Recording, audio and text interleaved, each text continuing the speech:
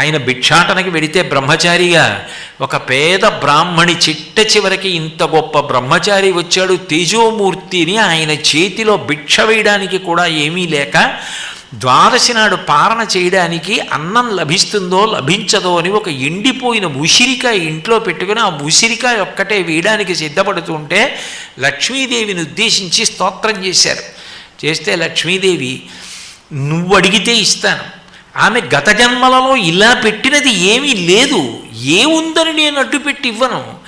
ఏదైనా ఇంత ఉంటే అది అడ్డుపెట్టి ఇంత ఇస్తాను, అసలు పెట్టిందే ఉందని ఇవ్వను, ఏమీ లేదు అంటే శంకరులు దుష్కర్మ ఘర్మమపనీయ చిరాయ దూరం నారాయణ ప్రవేణి నైనాంబువాహ అమ్మ ద్రవిణాంబుధార అని నువ్వు